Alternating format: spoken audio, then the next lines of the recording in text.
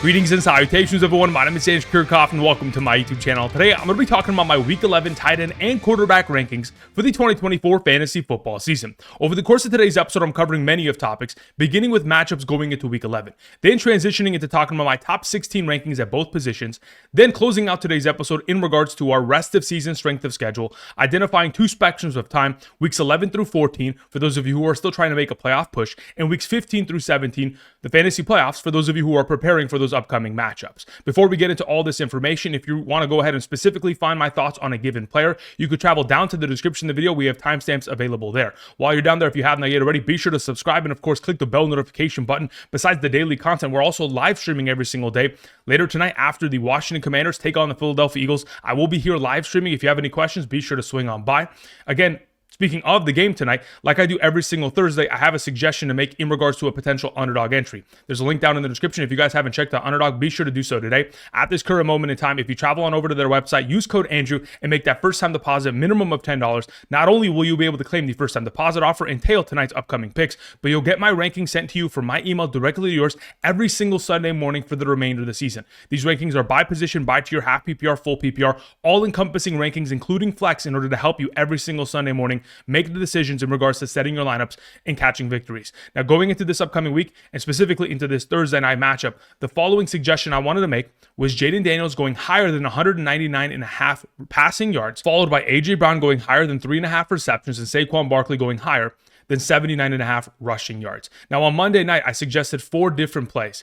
The only one that didn't hit was the anytime touchdown by Kyren Williams. I thought about throwing the touchdown play of Jalen Hurts, considering he has scored 8 rushing touchdowns in the last 4 games. I thought about throwing it within this overall entry, but I thought it would just be purely safe to avoid any sort of touchdown potential because those are definitely difficult to predict. Even in the case of Jalen Hurts, who has scored 8 rushing touchdowns in the last 4 games. Again, if you want to make your own slip in that regard, you can go ahead and travel on over to Underdog. Again, at this current moment in time, if you go ahead and check out the map to the right side of the screen, this will determine your eligibility based on your current location. If in fact you could potentially take advantage of the opportunity. If in fact you are not eligible, or if you've used my code or somebody else's code in the past, you can always find rankings down in the description via Patreon. Thank you very much for all the support. Okay, so let's go ahead and begin by talking about the tight end position in regards to matchups. As you guys can see, I've gone ahead and I've isolated tight end receiving statistics a lot from week 6 through 10.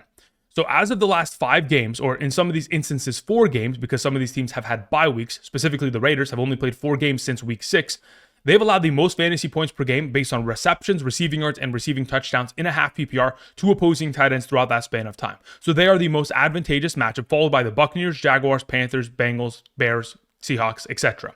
We, of course, want to take advantage of these matchups. So again, 16 teams thus far on screen are allowing over 10 fantasy points per game on average over the course of the last month plus to opposing tight ends. So there are many of great matchups that you could take advantage of, but if your tight end is going to be given the opportunity, then of course you can fire them up. For example, Jonnu Smith is a fantastic play taking on the Raiders in the absence of a Trey McBride. So for those of you who are looking for a potential streaming option, this could certainly help you go in that direction because of the advantageous nature of some of these upcoming matchups. Now, some of the more difficult matchups going into the given week, for example, the Lions, Vikings, Chargers, Eagles, etc. Those are ones that we typically want to avoid because besides the fact that they haven't allowed a touchdown to an opposing tight end over the course of the last 4 to 5 weeks, they also really just don't give up very many yards in this overall circumstance. So going forward, of course, you could still start your studs in these difficult matchups, but in many of the situations, we might want to avoid it going into this week. Just wanted to, go ahead and show these statistics. I will refer back to them over the course of today's episode. So let's go ahead and let's begin with our top 16 tight end rankings, beginning with our number 1. It is Travis Kelce. Travis Kelce is coming off of 4 of the last 5 games with double-digit targets. The opportunity share continues to flow in his direction. He has had over 15 fantasy points and a half PPR in 3 consecutive games. The last 2 times that he took on the Buffalo Bills back in 2023, one in the regular season and one in the NFL playoffs. In those 2 games, got himself a lot of opportunity, one leading to 22 fantasy points, the other 11.3. As we've all seen over the course of the last month plus, in the absence of Rashee Rice, Travis Kelce has really gotten back to being the elite tight end and the number 1 at the overall position.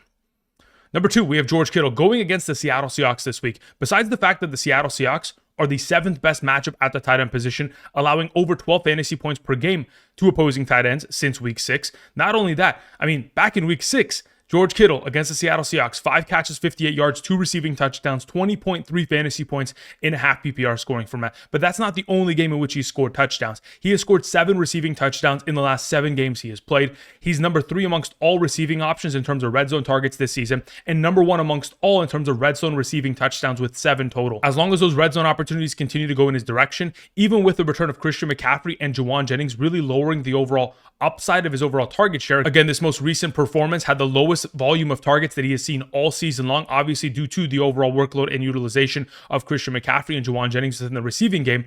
But going forward, as long as the red zone opportunities are going to be there for George Kittle, he is still going to be in this top 3 conversation. Number 3, we have Brock Bowers to close out the S tier. Okay, so Gardner Minshew has been named the starting quarterback for this team. With Gardner Minshew thus far this season, Brock Bowers has seen a 23% target share within this offense. But regardless of whether it is Gardner Minshew, Desmond Ridder, Aiden O'Connell, Brock Bowers continues to find success. From weeks 5 through 9, he's been averaging 9.8 targets, 7.4 receptions, 73 receiving yards per game, 0.4 receiving touchdowns, and 13.38 half PPR fantasy points per game. We're expecting a negative game script going into the matchup against the Miami Dolphins, considering the Raiders defense really hasn't played up to par as of late. Therefore, in a negative game script, they're going to be having to throw the ball for the entirety of the matchup, looking in the direction of Brock Bowers as their number 1 once again. Number 4, to begin our A tier, we have TJ Hockenson. TJ Hockenson had another promising performance, and even though he only has played 45 and 46% of the offensive snaps in the last 2 games, in comparison to last season where he was playing over 80% of the snaps on average, we're still getting ourselves kind of into the mix and really exposing him to more and more opportunity. Specifically in this most recent performance, he was targeted on 30% of the routes that he ran. So even with the lack of overall snaps played throughout the game, he was targeted 9 times still. And that is the most promising factor. Going into this week's matchup against the Tennessee Titans, I'd expect that even with Josh Oliver playing as well as he has within this offense as their second tight end, I'd anticipate that TJ Hawkinson's still going to get himself an expanded role and continue to get himself closer and closer to being a double-digit target option within this offense, and potentially even at times out-targeting, Justin Jefferson within a given week. Number 5, we have Mark Andrews, who's played incredibly well as of late. Over the course of the last 5 games, he has scored 5 touchdowns. What more could we ask for Mark Andrews? He's back and at a full capacity, and we have to continue to trust him, especially coming off of a week in which he had a season-high 7 targets. Again, as long as he's getting more and more opportunity as we progress, we're going to continue to trust him. This upcoming week, they take on the Pittsburgh Steelers. When we travel back to 2023 in the matchup against the Steelers, 10 targets, 6 catches, 65, 9.5 fantasy points. But the fact of the matter is, even though the Pittsburgh Steelers aren't allowing very many points to opposing tight ends thus far this season, the Baltimore Ravens secondary has put themselves in a position where they have to continue to score. And they have to score a lot of points in order to be competitive. They've had to score 30 plus points to win these recent games. So if we're going to be implicated for at least 4 to 5 touchdowns as an offense for the Baltimore Ravens, I would assume that Mark Andrews is at least able to catch one, just like he has over the course of the last 5 games. Number 6, we have Evan Engram. Look, Evan Engram, last week's performance was pretty promising in my opinion. Again, even with Mac Jones and not Trevor Lawrence out there, he still saw a 36% target share with Mac Jones. Very promising. On top of the fact that the Jacksonville Jaguars, for majority of that game, were leading. They were up against the Minnesota Vikings up until 1 minute and 42 seconds left in the third quarter. After that point, of course, Mac Jones had to throw the ball a little bit more, caused a couple mistakes here and there, but the offense as a whole only threw the ball 22 total times. Going against the Detroit Lions, I would anticipate this to be a complete negative game script and for Mac Jones to throw the ball 40 plus times, which could lead to potentially 12 to 15 targets in the direction of Evan Engram, which in a full PPR scoring format makes him that much more of a viable option this week. Number 7, we have Tucker Kraft. Look, the fact of the matter is that since week 4, he's been averaging 5.6 targets per game and 11.2 fantasy points per game in a half PPR scoring format with Jordan Love healthy and in the lineup.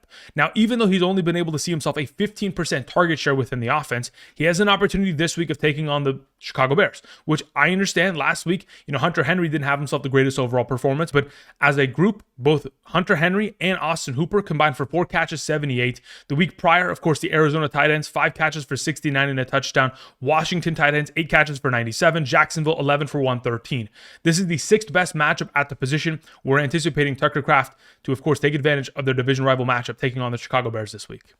Number 8, we have David Njoku. The only concern I have about David Njoku is that, honestly, Jameis Winston prefers to utilize Cedric Tillman, Jerry Jeudy, and Elijah Moore, especially with the overall target share within this offense. In the last 2 games in which David Njoku has played with Jameis Winston, he's only been able to get himself a 16% target share. Not only that, when we talk about the red zone target share, he's only been able to get himself a 17% share within the overall category, which, again, you would assume that a big body target like David Njoku would get himself more red zone utilization, which quite honestly has not been the case. But luckily for them this week, they take on the New Orleans Saints, whose defense has been in shambles all season long.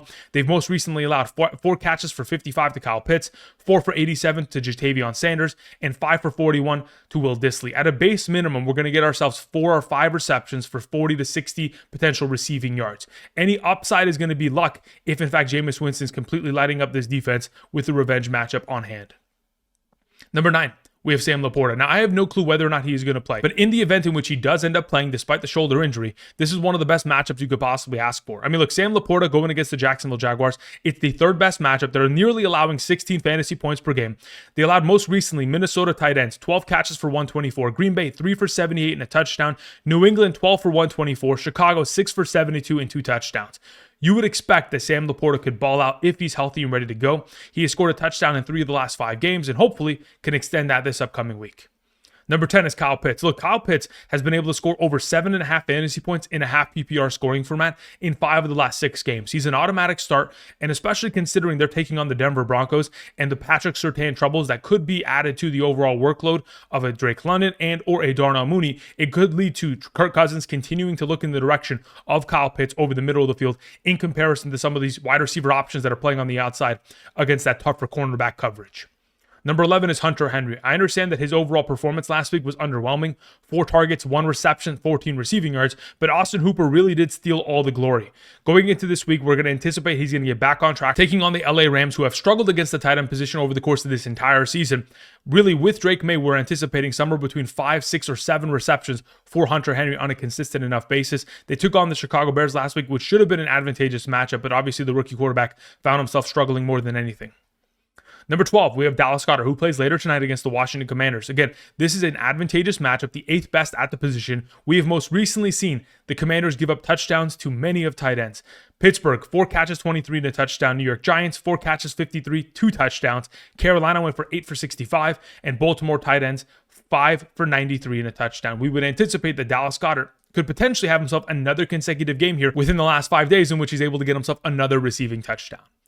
Number 13, we have Will Dissly. Look, the fact of the matter is that you take on the Cincinnati Bengals. It is the 5th best matchup at the position. Will Dissly has gotten himself more and more opportunity over the course of the last month of the season. And if we're going to be in a situation in which the matchup rolls out a red carpet for your tight end, I mean, again, we have seen Baltimore 7 for 72 and a touchdown. Las Vegas 7 for 67 and a touchdown. Philly 4 for 64. Cleveland 14 for 118 and a touchdown. Those are the statistics in terms of receiving against this defense. I would anticipate Will Dissly to be a solid option as a potential waiver wire pickup and play. Moving on to our number 14, we have Jonnu Smith taking on the Raiders, the best matchup at the position. If it wasn't for the fact that Jonnu Smith was tackled down at the 1-yard line, could have easily had himself a double-digit fantasy point performance by scoring a touchdown, was able to get that reception all the way down to the 1, which eventually led to a Tyreek Hill receiving touchdown. Nonetheless, the overall opportunity share within this offense isn't great because, again, we have to consider there are many mouths to feed. Tyreek Hill, Waddle, Achane. So Jonnu Smith is the 4th option within this offense. And even in that circumstance, hopefully we'll still have himself a solid performance within the best matchup at the position. Moving on to our number 15, we have Taysom Hill. Look, if at any point Taysom Hill scores a touchdown, he's going to be a top 12 option. But the question is he going to score a touchdown? He's going to get himself receiving utilization. He's probably going to run the ball 5 to 7 times. And in those overall efforts, by itself, he could be a top 15 option at the tight end position without a touchdown, with just yardage alone. So if we're going to put ourselves into a situation where all we need is a touchdown to get ourselves into the top 12 conversation, again, we'll fire him up once again this week. Number 16 is Zach Ertz to close out the conversation at the tight end position, taking on his former team, the Philadelphia Eagles, later tonight. The fact of the matter is, considering how difficult of a matchup this is against the Philadelphia Eagles, whose defense has played incredibly well in all aspects, whether it's stopping the run or stopping the pass, we would anticipate that, of course, Jayden Daniels is going to have to look towards his number 1 and number 2 option, Terry McLaurin and Zach Ertz, to be able to move the ball down the field on a consistent enough basis. Expect for Zach Ertz to get himself a lot of target opportunity this week and hopefully being able to bring in majority of those opportunities in for receptions in order to help our fantasy teams. All right, let's go ahead and move on, and let's talk about the rest of season strength of schedule at the tight end position. Beginning with weeks 11 through 14, as you guys can see, the Detroit Lions have the most advantageous strength of schedule in terms of fantasy points allowed by the defenses that they're taking on in the upcoming performances. But if we're looking to potentially set ourselves up for success, potentially trading for a Sam LaPorta may not be the answer if, in fact, he's going to miss time with the shoulder. Now, Jolton Schultz is not a player that I'm interested in. Denver doesn't have a tight end, but hey, maybe Cade Otton coming off of the bye week taking on the Giants, Carolina Panthers, Las Vegas Raiders could get you one step closer to potentially capturing a victory and maybe getting into the fantasy playoffs come week 14. Now, I understand that investing in a player that has an upcoming bye week this week could end up jeopardizing your overall season if you are to lose this week, but maybe you can look towards alternative options of perhaps playing like a Jonnu Smith this week, trading for a K. Dotton, and of course, setting yourself up for success in that overall regard. But anyway, just wanted to go ahead and show the strength of schedule in terms of weeks 11 through 14 in terms of the most advantageous matchup. These are the most disadvantageous matchups going into the upcoming, slate of games, weeks 11 through 14. Again, just giving you guys some perspective on the matter as to which tight ends we might want to avoid in this overall schedule of games based on their overall upcoming kind of matchups. Now, again, matchups aren't everything. If your tight end is going to get themselves double-digit targets like a Travis Kelce, it does not matter who they're taking on. They're going to continue to ball out every single week. Now, when we talk about the fantasy football playoffs, weeks 15 through 17, at the top of this conversation, it's very difficult to trust any tight ends from the Titans, Saints. But if we talk about, the Cowboys, Jake Ferguson could be solid, Evan Engram, Jatavion Sanders for the Carolina Panthers, who I'm sure is available in every single waiver wire conversation. Will Dissly for the Chargers, Hockenson and the Minnesota Vikings at number 7, Njoku at number 8, Kyle Pitts at number 9, Brock Bowers at number 10. Again, there's a lot of relevant tight ends that could be implicated to having pretty solid matchups. But when we look at the number 6 to number 14 overall ranked teams in this circumstance, again, they're all within that 11-point range. So really everyone in this conversation can be trusted going into the upcoming matchups, which are advantageous for the fantasy playoffs. Some of the more difficult matchups, Mark Andrews will be up against it in the fantasy playoffs. But again, as long as the red zone utilization is going to continue to go in his direction, we'll continue to trust them. Okay, let's go ahead and move on to the quarterback conversation in regards to strength of schedule. In regards to what we've collected in terms of weeks 6 through 10, based on passing statistics. Again, we don't want to talk about rushing statistics at the quarterback position because whether or not Jalen Hurts is able to get 2 rushing touchdowns does not equate to, Derek Carr getting 2 rushing touchdowns. Therefore, if we isolate passing statistics alone, the most advantageous matchups over the course of weeks 6 through 10 are the Tampa Bay Buccaneers, Ravens, Cowboys, Browns, Falcons, Seahawks, Broncos, etc. So, of course, we want to take advantage of these overall matchups, and I will refer back to these statistics over the course of today's episode, while some of the more disadvantageous matchups belong to the Eagles, Lions, 49ers, Steelers, Commanders, etc. Again, the Commanders and Eagles being in this conversation doesn't have me excited for tonight's matchup, but hopefully it's going to be a high-scoring game, or at least one that we can be excited about. I mean, in comparison to last week's Baltimore versus Cincinnati game, I would assume that it's not going to live up to those overall expectations. So let's go ahead and begin. Speaking of tonight's game, with our number 1, Jalen Hurts. Look, Jalen Hurts is an auto start every single week, but what he's accomplished as of late has really gotten him to the next level of the quarterback conversation. Again, I've mentioned it on multiple occasions over the course of the last couple weeks. He continues to score rushing touchdowns. He has scored 8 rushing touchdowns in the last 4 games. He has already totaled 10 rushing touchdowns this season, and that's only halfway through the season. So imagine what he could potentially accomplish by the end of the year. Now, when we look at the last 4 games, Jalen Hurts is averaging 16.55 fantasy points per game on average via rushing statistics. That does not encompass whatever he's able to accomplish through the air. He's going to be a dominant performer once again tonight. I expect 25 plus fantasy points at a base minimum within his overall performance. Number 2, we have Lamar Jackson to close out the S tier. Look, Lamar Jackson, very similar to Jalen Hurts, continues to dominate, but in a completely different way. I mean, Lamar Jackson is coming off of a week of 290 passing yards, 4 passing touchdowns, a 76% passing completion percentage. He has scored 2 or more touchdowns in 7 of the last 8 games. And because of the fact that the Baltimore Ravens secondary and defense has played terribly, they've been incredible all season long in terms of stopping the run, but they cannot stop opposing passing attacks.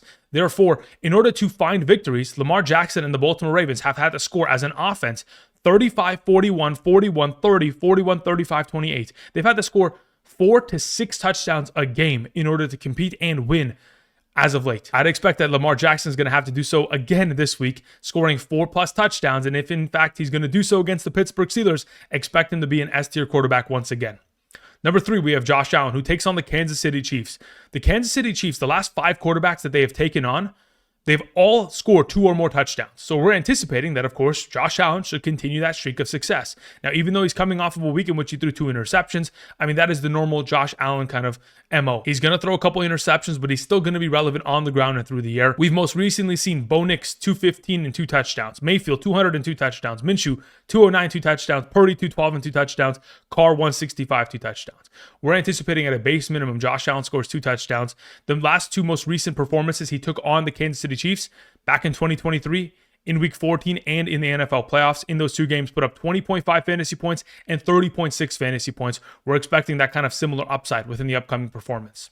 Number 4, we have Brock Purdy. Look, taking on the Seattle Seahawks should be an easy potential matchup. It's the 6th best at the position, allowing over 16.5 fantasy points per game based on passing statistics isolated. They've allowed 2+ touchdowns to 5 of the last 6 quarterbacks that they have taken on. My anticipation is a very similar performance as to what we saw last time out from Brock Purdy in Week 6 against the Seattle Seahawks, in which he had 255 passing yards, 3 passing touchdowns, and 24.1 fantasy points.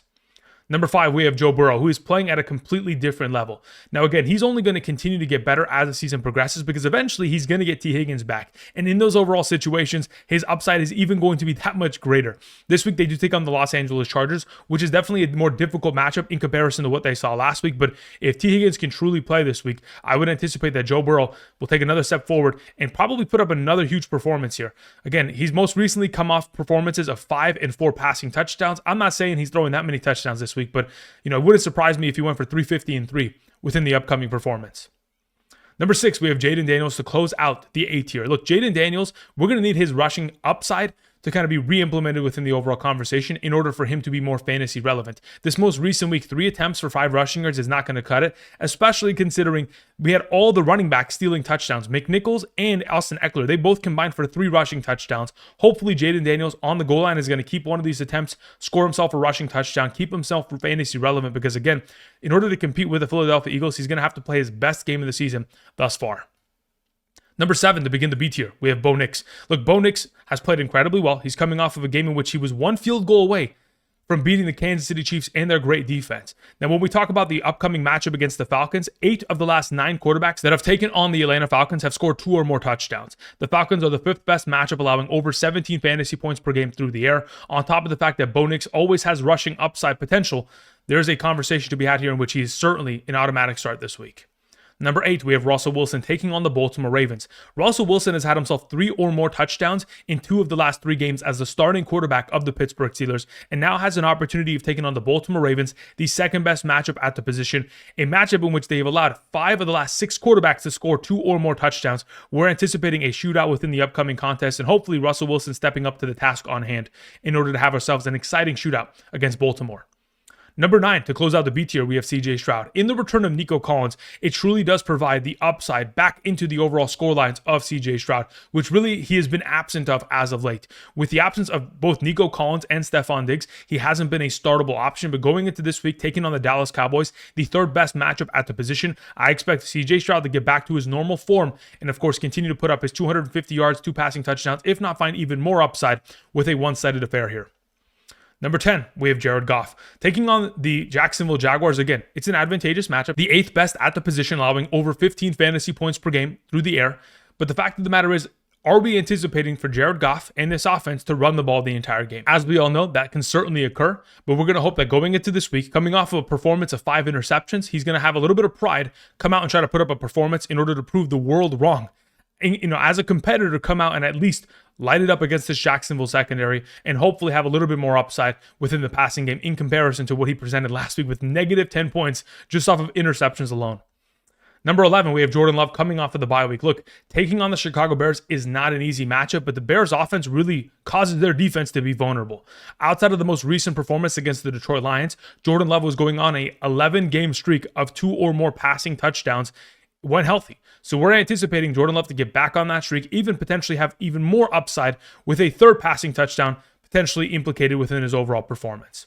Moving on to our number 12, speaking of passing touchdowns, Justin Herbert has been incredible as of late, having scored 2+ touchdowns each of the last 3 consecutive games. Again, this offense continues to throw the ball even more and more every single week. And even though last week's performance was a one-sided affair, which only led to Justin Herbert throwing the ball 18 total times, this upcoming week taking on the Cincinnati Bengals, it's going to be an upcoming shootout, I'm anticipating. The Bengals are the 10th best matchup at the position, and with Justin Herbert unlocking his overall rushing potential with Greg Roman as their offensive coordinator, again, the former Ravens offensive coordinator who got Lamar Jackson running all those years, I'd anticipate that Justin Herbert's upside continues to increase within the given week. Number 13, we have Patrick Mahomes taking on the Buffalo Bills. As we all know, whenever the Chiefs take on the Buffalo Bills, there is a playoff energy. Regardless of whether it happens in week 1 or whether it happens in the AFC Championship game, there's a playoff energy to the overall matchup. We're expecting Patrick Mahomes, like he typically does, to step up to the task on hand and have himself another solid performance within the upcoming week.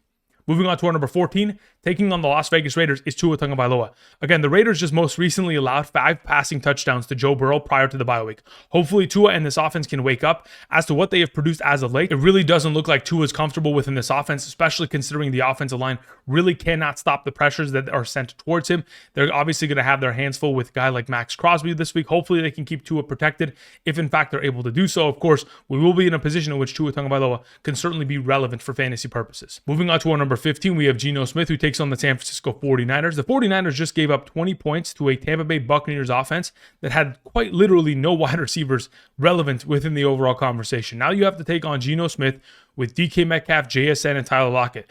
Very similar to back in week 6, where Geno Smith threw for 300 yards and 1 passing touchdown. And if it wasn't for the penalty that called back the DK Metcalf touchdown, we would have had 2 passing touchdowns within the week for Geno Smith in a highly competitive matchup. We're anticipating that kind of level of success for him within the upcoming week. And in closing out the top 16 conversation, we have Jameis Winston.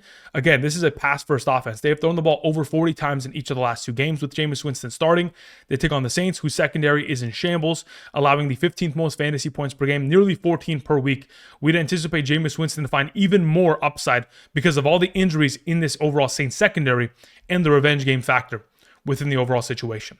All right, let's move on and let's close out today's video talking about the rest of season strength of schedule at the quarterback position, weeks 11 through 14. So we're going to ignore the fact that the Giants are at the top of this conversation. What I really want to talk about are the Steelers, Chargers, and Broncos.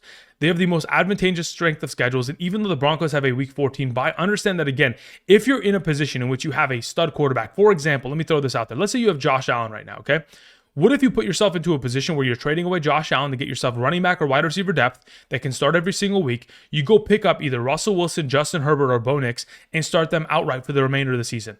That could be a potential which you are taking advantage of the upcoming matchups, getting incredible depth at a running back or wide receiver position of need, and getting yourself one more step closer to potentially getting into the fantasy playoffs. Desperate times call for desperate measures, but in the upcoming schedule of 11 through 14, this could be a strategy that you go ahead and utilize within the upcoming weeks. Now, speaking of some of the more disadvantageous matchups, these are the following. Again, even though Lamar Jackson's at the bottom of this conversation, we ignore it. He balls out every single week. But when we're preparing for the fantasy football playoffs, again, the Chargers still at the top of this conversation, CJ Stroud, Joe Burrow, Baker Mayfield, Jordan Love, Patrick Mahomes at the top of this conversation. I mean, again, if you can trade for Baker Mayfield somehow, some way, you should do it now before Mike Evans returns.